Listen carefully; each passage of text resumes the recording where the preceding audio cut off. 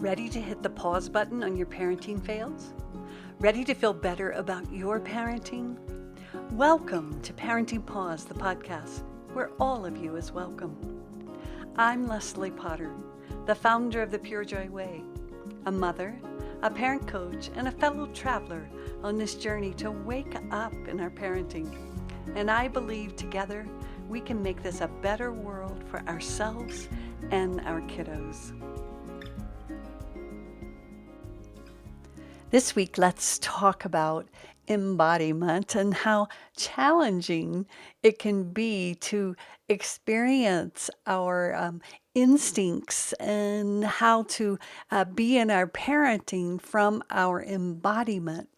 And the reason that is I'll speak from my own experience that I found it very challenging to stay in my embodiment because, of course, as children, we are very, very embodied. You'll look at your children and you can just see how when they roll around and they play.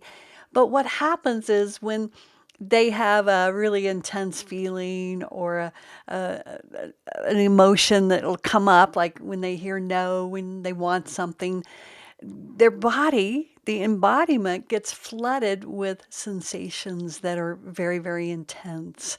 And so since they're very young developmentally, or you are young developmentally, you're not able to stay with the embodiment without support.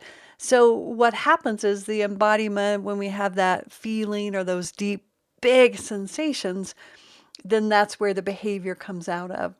So if the behavior comes out as biting or hitting or throwing a tantrum, and that's misunderstood by the caregivers, that's seen as bad behavior, or it's seen through the lens that the child is trying to do something to the parent, then the parent will often withdraw love, right? Because that's the one thing that the child needs. So the parent will withdraw their support or their love for the present moment experience because they're perceiving it as an emotional threat to them. So when that caregiver, the parent, withdraws that love, it's really, really frightening for the child because, again, remember that's our commodity as children, is that love. So what we begin to learn as children is that embodiment is pretty dangerous. And so we'll do just about anything we can to move out of embodiment. So we start to try to control our behavior.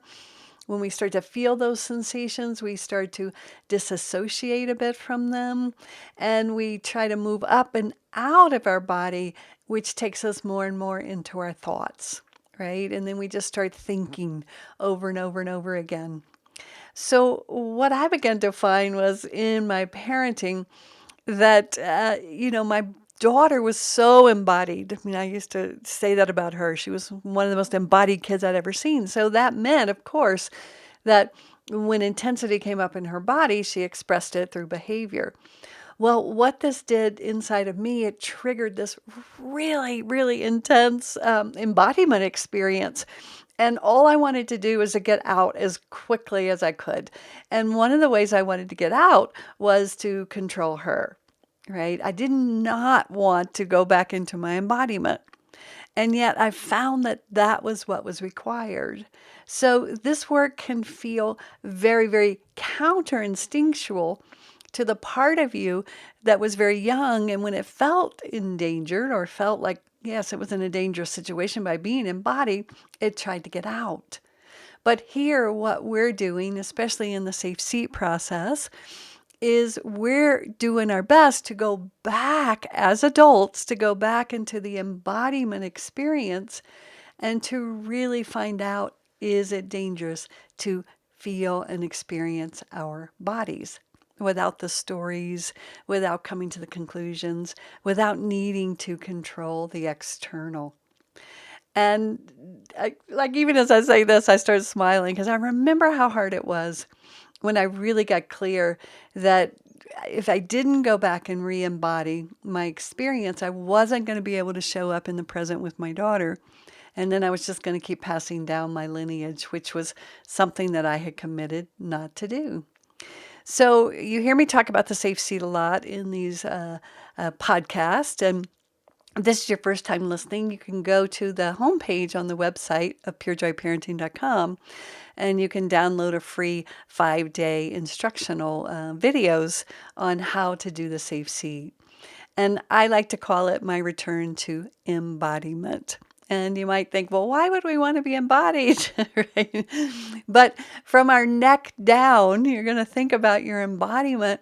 Your thoughts are like dictating what happens in your body, right? The body has its own intelligence, but it's getting signals from the thinking. So what I found was that my thinking was not true. It was off. My thinking that my daughter was out to get me, or that she needed to act appropriately, or that she was going to turn into whatever she was going to turn into the future if I didn't control her behavior now. All of those thoughts were creating an embodiment experience that was really intense for me. And so then I would want to leave instead of be able to go into the embodiment and check out, were those thoughts actually true to begin with? And was my embodiment experience dangerous as an adult? And when I found out it wasn't, and I want you to experience this yourself, I'm not telling you it is or it isn't, but I want you to go in and find out. Then I began to be able to stay much more embodied and out of some of my crazy making stories that were, dictating my behavior with my daughter and weren't giving me the permission to come back into my full embodiment so I could come alongside my child when I recognized her embodiment was very, very intense. And she wanted to get out, but then I could support her by my hand in her back, by my hug, by whatever I could do. I could help soothe her intensity in her body so she could begin to stay embodied and be in that present moment experience. Thank you for listening to this episode of Parenting Paused. If you enjoyed the episode, do me a favor and share it with your mama friends. You can also leave a review wherever you listen, which will support getting the Pure Joy message out. Come on over to the Pure Joy Parenting Practice Facebook page or join me on Instagram to hear more. And don't forget to download your free copy of the SafeSeat course on the Pure Joy website. And while there, check out the offerings page to go deeper in the Pure Joy work.